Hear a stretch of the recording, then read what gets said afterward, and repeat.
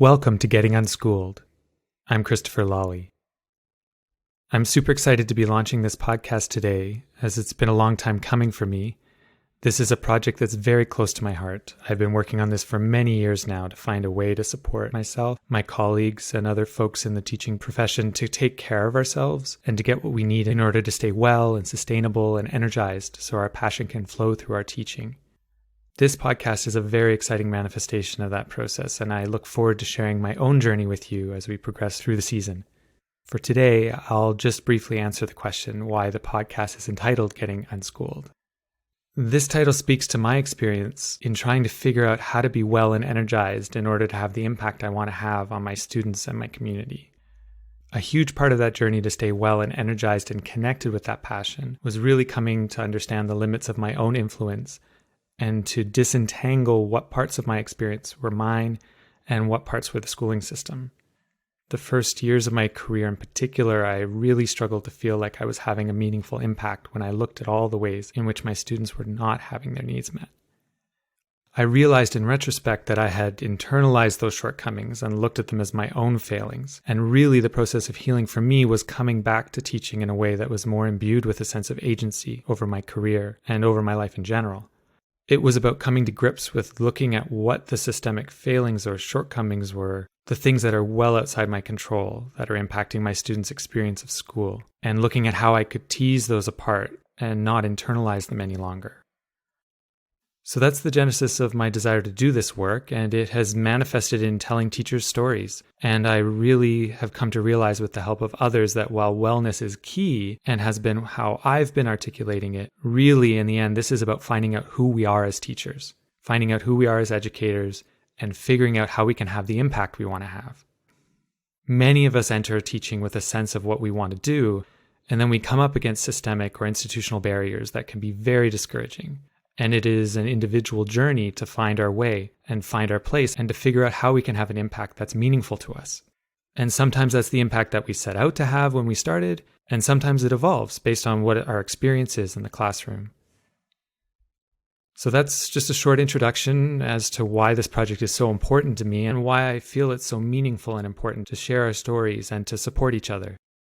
Now, putting that aside, the stories of the people that we're going to be talking with are amazing on their own. You don't have to understand them through the lens that I've approached this with. Basically, we have an amazing group of dedicated and passionate, self-reflective and articulate educators who are sharing their stories. We've already recorded 5 interviews over the past year, and now that we're launching, I'll be recording on a more regular basis. I really couldn't be more grateful to these 5 individuals for their generosity in sharing their stories. I'm really excited to help bring these into the world so that you can hear them. I think you'll be touched by them and hopefully see yourself reflected in their journeys.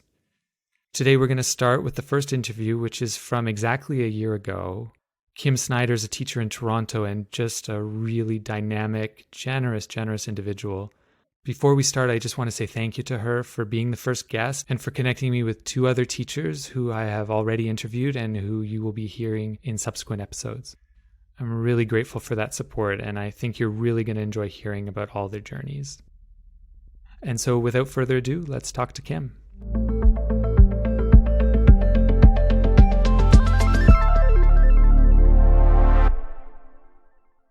So today we are going to be talking to Kim Snider. Kim has been a drama and English teacher at Rosedale Heights School of the Arts in Toronto for almost 2 decades, and she's passionate about diversity and social justice issues. And during her time at the school, she's actually extended from being a drama and English teacher. She's moved into also teaching gender studies, and 30% of that school is LGBTQ, and so that has a lot of importance to her as well. She was the recipient of the 2005 Beginning Teacher Award from OTIP. She is a curriculum writer and has worked as a workshop facilitator in Canada and in 7 other countries in Europe, East Asia, and Oceania. She's also an avid traveler. I'm sure we'll get into that today. And she's partaken in 2 4/5 years, one in which she completed her master's degree and then took an extended leave to travel to 18 countries around the world. And her second 4/5 she's just completed, so she'll be heading back to the classroom very shortly. Welcome to the podcast, Kim. Thanks for having me. I thought we'd start off with, this is really, the podcast's vision is really around looking at Obviously, for many of us, we get into the school system hoping to make a difference and change, impact the system in some way and certainly impact Yeah. lives. And at the same time, big institutions tend to also have their impact on us. And I know for me, a large part of my career was getting conscious about how that was happening and then starting to see how I could start to untangle the parts that were me and the parts that weren't me. And so the podcast is entitled Getting Unschooled for that reason, to kind of explore people's experiences of getting to really connect with who they are as individuals and as teachers so that they can have the impact that they want to have and what that journey's been like. So to start, I was wondering if you could tell us a little bit about who you are or who you've become as a teacher. How have you come to know yourself as a teacher?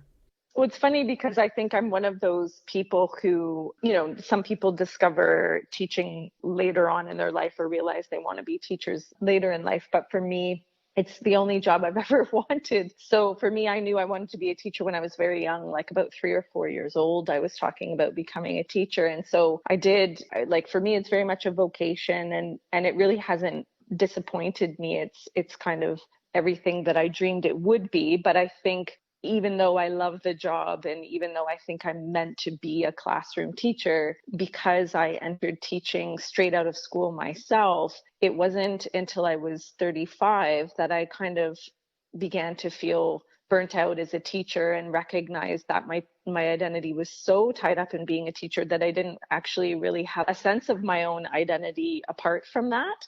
So I didn't actually leave school until I was 35 on my first sabbatical. And that was a real eye-opener for me in starting to carve out some space for myself apart from my job, because my identity was very much wrapped up in being a teacher. Yeah, so you had some kind of an awakening during that. Was that your first 4/5? Yeah, and it kind of came about because, I was certainly tired and feeling uninspired at school, but I was actually at a party or social get-together, and someone asked me what my hobbies were. And I said, well, is teaching a hobby? Because that's what I think about and that's what I talk about and that's what I do. And they said, no, Kim, that's your job. And then I kind of went, oh, wow, I really don't like my life really has become consumed by teaching. And yeah, that was my 4/5. But then, of course, when I took my 4/5, I decided to go back to school and do my master's. So I actually did a year of traveling after that. And that was the first time, so I was 36, that was the first time I'd been out of school since I was 4. Wow. Yeah.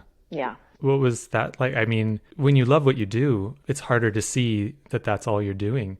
What was it like Absolutely. to kind of have this other part of yourself being fed? It was amazing. And traveling for me was so, like, it was schooling of a different kind. I think that's what I realized. After that year of traveling, I felt like I had earned another master's degree in travel, because I was learning about history, I was learning about gender, I was learning about culture, I was learning about religion as I traveled. And so I was still learning, but in a totally different way.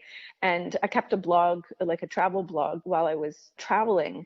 And I remember I wrote one post about how travel would change me as a teacher, how I realized it would change me as a teacher. And so it really did. It changed the way I taught when I returned to school. And I think it still has changed the way that I teach. And I think this year off has changed the way I'll teach as well, in a lot of really profound ways. Yeah, it's funny because I guess as teachers, we sometimes can think, or probably people who aren't teachers might have the idea that it's just an understanding of a curriculum or even some particular pedagogy or skill set. And really, what makes us who we are as teachers is who we are as people, right?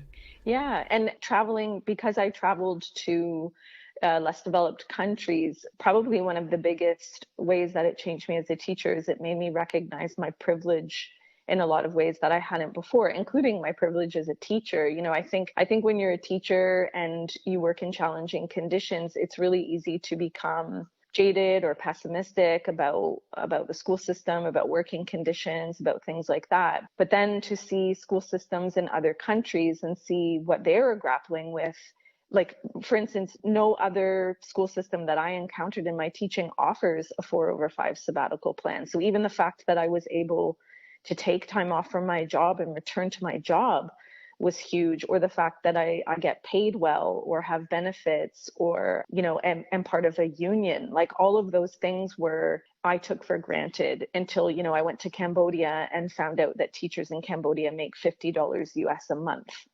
Right. So that really changed the way I saw my job when I returned home. And it didn't make me apolitical, but I do find when I'm faced with challenges in school here, I also have to keep reminding myself of all the ways that I'm very fortunate to be a teacher in Ontario. Yeah, for sure. That perspective is super important. I'd probably, Mm-hmm. as a private citizen too, right? Like understanding Yeah. that. And the way I talk to my students, like, I remind my students of their privilege being able to go to school.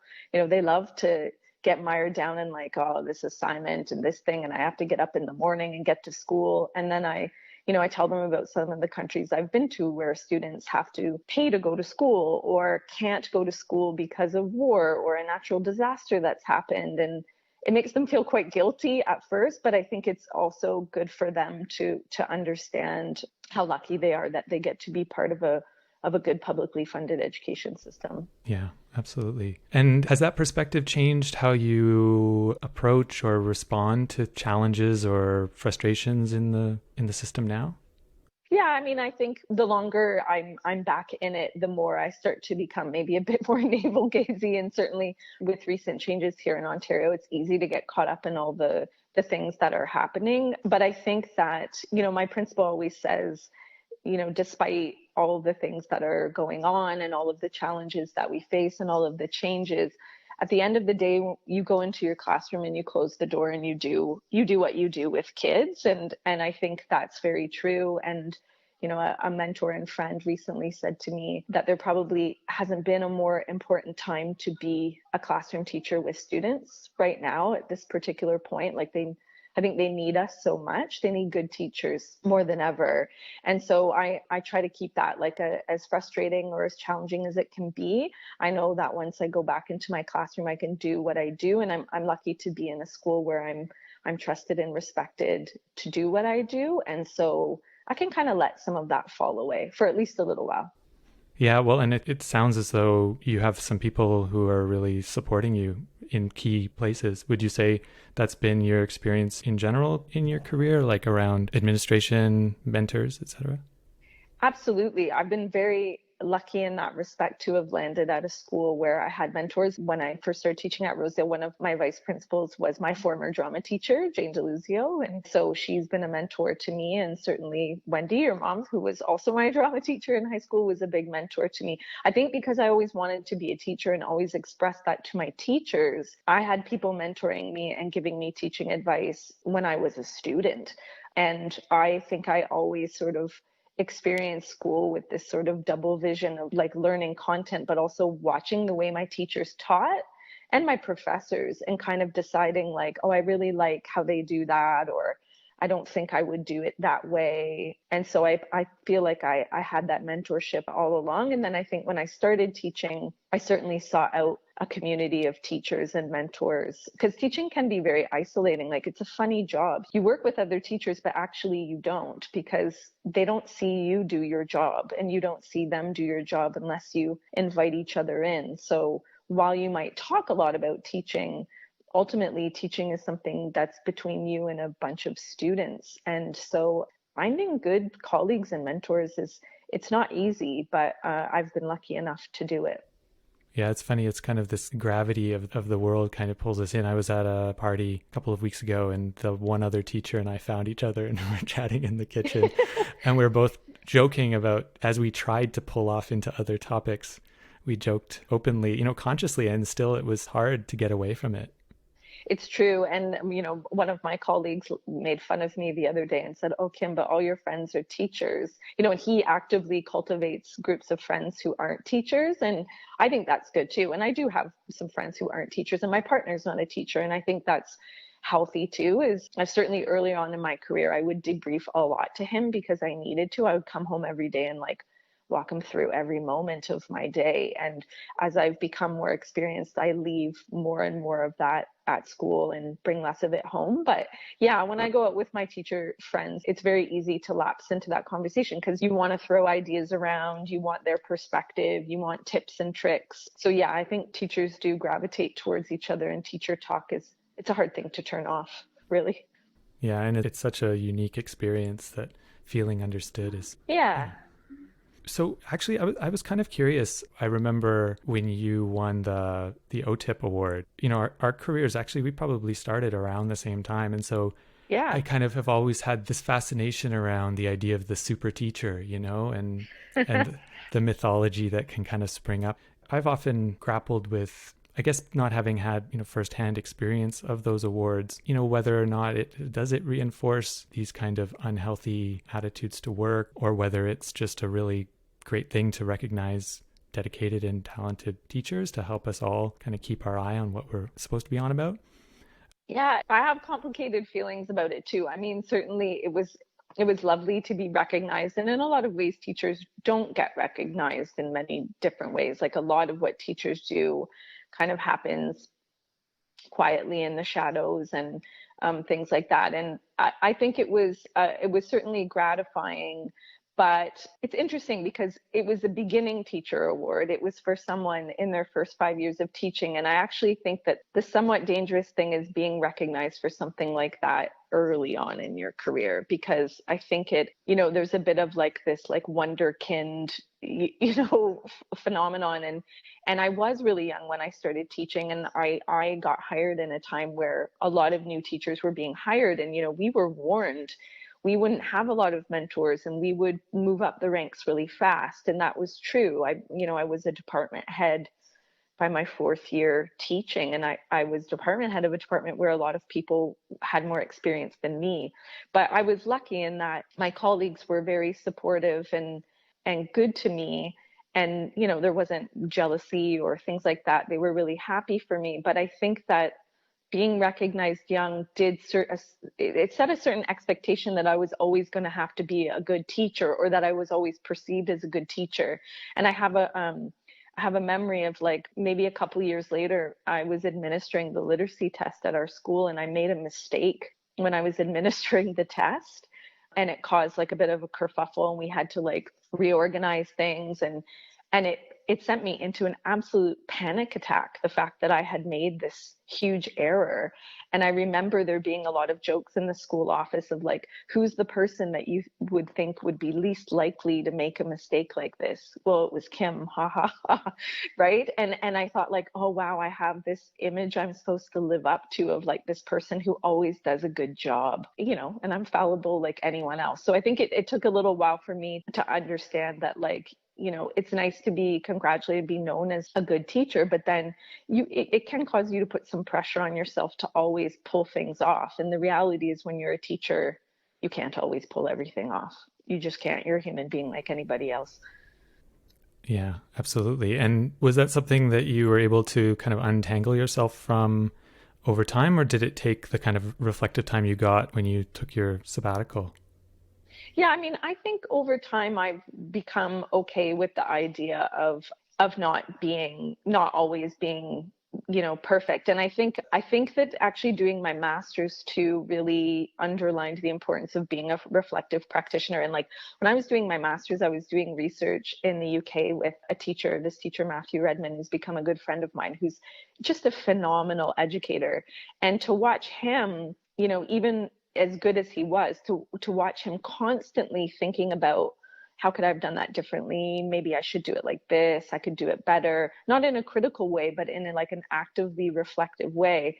To me, I thought, oh, that's what good teachers do. Like good teachers, it's not that they don't make mistakes. It's that when they make a mistake, they think about why that mistake happened and reflect on what could work differently. And so I'm lucky that I work with really great colleagues, and we reflect with each other a lot. So if something doesn't work, I'll often tell my colleague Stephen, and he'll, we'll kind of talk through it, and then we'll say, okay, well, what if you tried this? And then one of us might go back and try it a different way and let the other one know what happened. So for me, it's probably more about that And I think also I recognize, like, with the labor of teaching, I teach 6 classes a year. Not all of my classes are going to be stellar. Like, I'm going to have good days and bad days, and some courses are going to be fantastic, and some of them will be good, but maybe not great. And so I'm okay with that now. Yeah, you have to be, or else you're not going to have a very long career. Yeah, you'll burn out, I think, if you try to make everything perfect. And I think also teachers understand that it's as well prepared as you can be. It's really about what happens in the moment and being able to cope with and improvise with things that happen. And I've become a lot better at that. I think when I first started teaching, I was extremely rigid. I planned within like an inch of my life. And when things didn't go according to plan, I often panicked, and it was a gradual learning process in how to work with those curveballs. In my first year teaching, I had one class that I would plan, and my lesson would end 5 minutes before the bell, and I would just look at them like a deer caught in the headlights. Like, what on earth am I going to do for these last 5 minutes? I have nothing planned. And they would all stare at me. And then gradually I would just engage them in conversation, and we'd just chat. But I remember at first being really thrown by that. Like, what do you do when you have 5 extra minutes and you have nothing planned? That was hard. Yeah, what does it mean to be spontaneous and interact as a spontaneous human being with these people? Absolutely. Yeah, that was really hard for me. Yeah, it's interesting, isn't it? I've been thinking about teaching and how, obviously, for a number of years now, trying to figure out how to reflect on it in a way that might be helpful to others. But anyway, the thing that's kind of struck me has been that it's a profession that, I mean, maybe this is true for all professions, but I certainly feel like teaching is a profession that draws us into the places where we need to heal. And a way of understanding healing is just to become whole or more whole. Yes. And so, we're kind of faced with the places where we need to grow. And so in that sense, it's fantastic. It's just, I guess, a question of how much growth is happening at a given time. Yeah, and how much are you ready for? And when are you ready? And can you recognize it? Like, that's the other thing, is can you recognize where you need to grow? And I think what's hard with teaching is people get tired, and then when change happens, like, teaching is a profession that faces a lot of change. And so if you're tired or feeling burnt out or feeling overextended, when faced with that change, or the idea of having to do things differently, that's where teachers become resistant, because they think, I'm too tired to revamp this or to throw this out or to go through this process again. And so for me, taking sabbaticals has been good because I'm less tired and more able to like tackle those. And then I want to change. Whereas I think, for a teacher who's taught 30 years and never taken a break, I understand why it's hard for them to embrace change, because they're not sure they have the energy for it anymore. Yeah, well said. Before we wrap up, I wanted to ask, it seems like your 4/5 experience has really been key. And I'm wondering whether it was just a really timely experience for you that allowed you to have the reflection and the insights that you got, or whether it's something that kind of is now a part of the way you approach your practice. It absolutely is a part of the way I approach my practice. And when I took the first one, and I came back, I knew I was applying for a second. And so I thought, okay, I'm just gonna I am a person who likes to make goals and likes to think about, what's happening in the future. And for me, it was like, okay, I've got 4 years. Like, what do I want to do when I come back in these 4 years? And I knew I wanted to try teaching the gender studies course. I knew I wanted to direct a play. I knew I wanted to organize a school reunion. We'd never had a school reunion in the history of the school. And so those were my goals, and I did those. And then beyond that, I didn't know what my goals would be. And so it was nice because it allowed me to kind of just focus. And I think for me, this second sabbatical has made me realize that work-life balance for me is not really achievable, like in a conventional sense. I'm not the kind of person who stops thinking about my job when the school day is done. And so for me, it's more about like working really hard for 4 or 5 years and then taking a really long break, like a sabbatical. And so I think that's something I'll continue to do, because that's more achievable for me than leaving at 3:30 every day. Like, that's probably never going to happen for me, but I can take a year off. And that's what I plan to keep doing, I think. Wonderful. Yeah, I'm kind of been playing with this idea of what I'm calling sustainable teaching, which is not particularly imaginative term. But for me, at least at the moment, I see sustainable teaching, the formula being becoming super aware of what you need and then Yes. putting in place what you need in order to get that thing. And it sounds really overly simple, but it sounds like that's what you've come across. Yeah, it's interesting. I have a colleague who is also on a 4/5, and he and I got together for coffee a few months ago, and he's a physicist and a spiritual guy as well. And we were talking, and I said to him, it's what I need is like a sabbatical 1 day a week. I just need like 1 day a week where I don't check my email and I don't plan for school and I don't talk about school. And he said, well, scientific and spiritual thinking underlines that. It's the reason why we have circadian rhythms and go to sleep. And it's the reason why we have a Sabbath. It's that idea of like just retreating from life for a little while and replenishing yourself.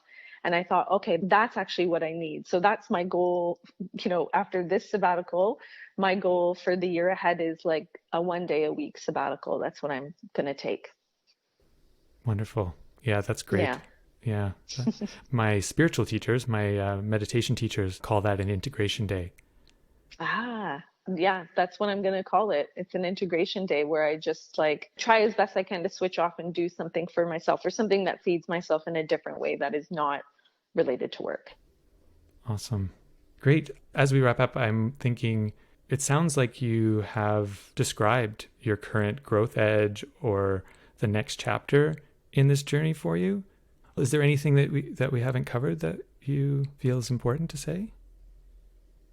Certainly, yeah. I mean, in terms of my sabbatical, that's been a big part. But I mean, I would also say too, like taking time off from work or taking time to develop yourself apart from teaching, I think is really important. But I think also I have accepted in myself that a big part of me and what keeps me well is teaching. I think I'm very happy when I'm teaching, and I think I'm happy being around young people. And so for me, I was teased early on in my career when I said something about teaching not feeling like a job to me. Or I remember being quoted as saying once I would do this job for free, which people thought was hilarious and ridiculous.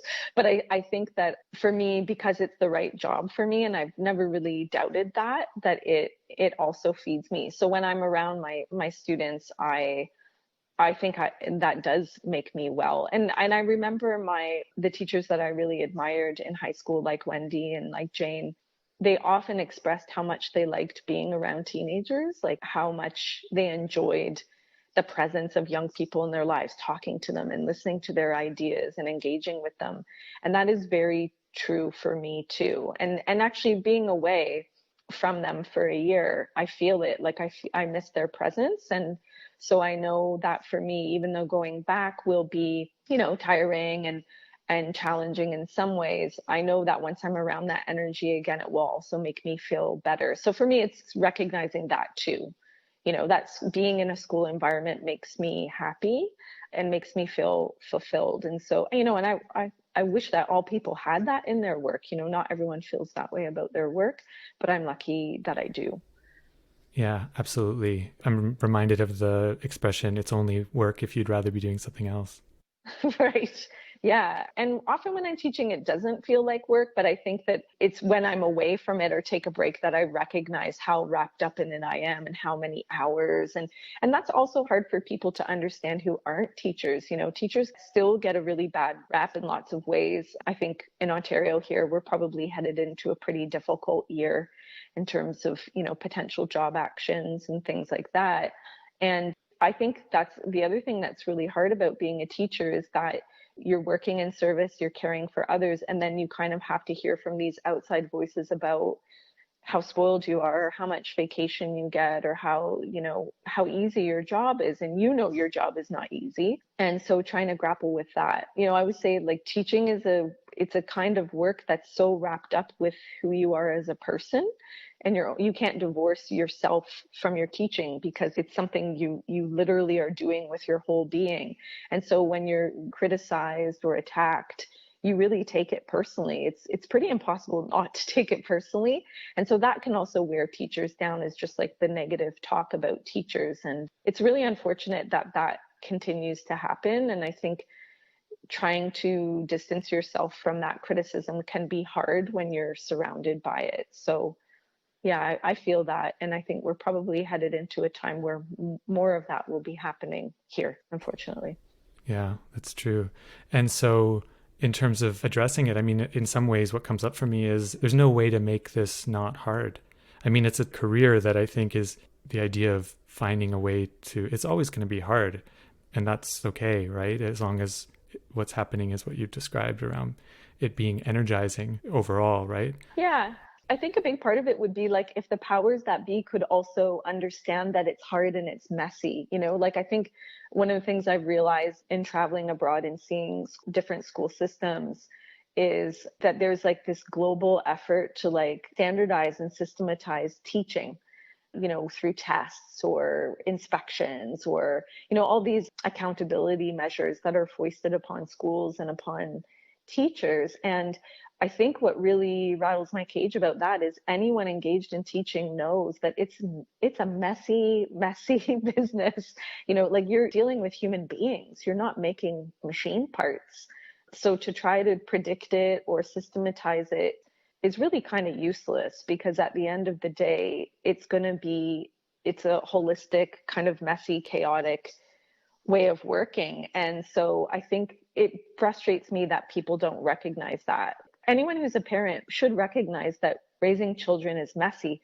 So the same has to be true for teachers when we have 25 or 30 of them. So for me, I just wish there was kind of more understanding of that what we do is hard, and it can't be, it's not a factory, and it shouldn't be treated like a factory, and we shouldn't be treated like factory workers. Yeah, well said. I can hear all the people nodding who are listening to this. Well, Kim, thanks so much for taking time out of, especially, the last days of your break before heading back into the classroom. It's really been a pleasure to talk to you. And I wish you all the best in transitioning back into this next cycle of teaching for you. Thanks so much. Yeah, take care. Yeah, you too.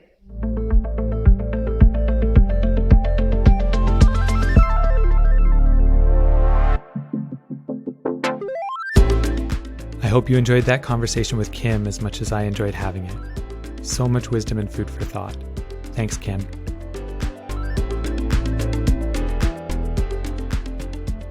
If you found this episode to be meaningful or impactful to you, then you can support it by spreading the word through social media, emails, and your staff room. Tell people to check it out. You can also support this project on Patreon. By becoming a micro-patron, you'll help us expand our capacity to tell more of these stories. I'd like to end this first episode with some big thank yous. I'd like to thank Kim again for her generosity. I would like to thank my associate producer, Alexandra Tabler, for all of her support and work behind the scenes to help bring this show to life. I'd like to thank all the people who helped encourage me and gave me guidance to bring this project to fruition, without which it would not have actually happened. This includes Leanne Bigwood, who, although not involved in this project, was very encouraging and supportive of a previous iteration of this vision. Dave Carlgren for his coaching and helping me overcome feelings of imposter syndrome, and helping me realize that these stories needed to be told and that I had the capacity to bring them into the world. All of the coaches that have worked with me to help me own what I have to offer and help me have faith and confidence in my vision. I'd like to thank my family for their support, as well as my spiritual teachers and community for their ceaseless encouragement and help with staying accountable, finding and staying true to that inner voice, and having complete faith in my ability to do this. Our wonderful theme music is by Gabriel Soto. I look forward to speaking to you next episode when we chat with teacher Todd McNamara about his personal journey and the process of becoming an advocate for his fellow teachers.